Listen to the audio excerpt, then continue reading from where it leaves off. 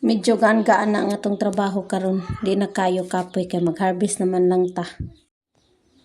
Merkulis karon, sayo mining mata, sayo kuning mata kay may order ta nga 3 ka kilo nga talong og 5 ka butok na tawong.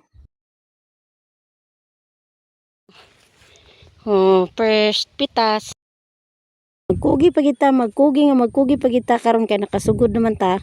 Nga nakasuway na kita og unsa gid siya daay kaangayan nga mag-harvest ta nga ginagmay pa lang gaini no.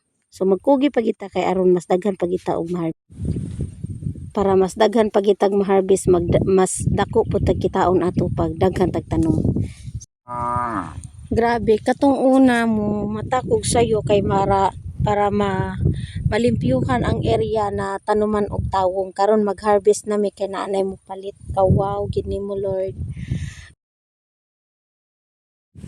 Bahala gagmay basta kanunay ingon pagani. May na lang na makabakal ta og isda.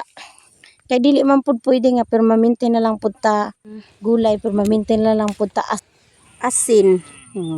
Na lang nilibre na kayo o kani. Sa 3 ni ka kilo, 150 pud ni kay ang kilo diri sa mo 50 ang kilo o nya kay 3 man ni ka kilo iyang order. So 150 na dayon unya may additional pa siya nga order nga sitaw. O mag-harvest pud ta sa ato ang sitaw. Last time nag-harvest pud mi pila pud to ka butok.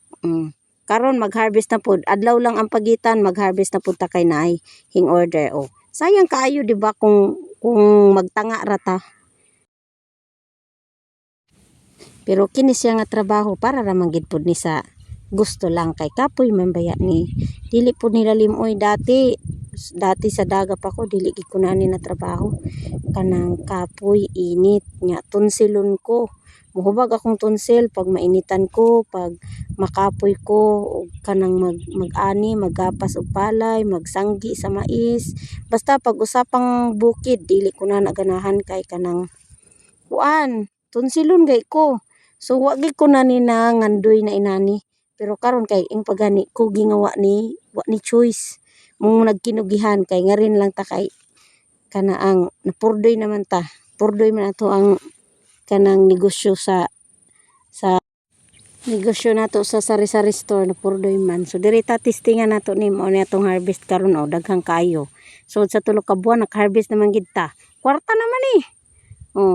Mo na ni daghan kay sa tanan pila pud ni akong nahalin na ni 300 pesos. So may na lang gid makalibre ka gisad ka kilo nga bugas o tunga sa kilo nga isda.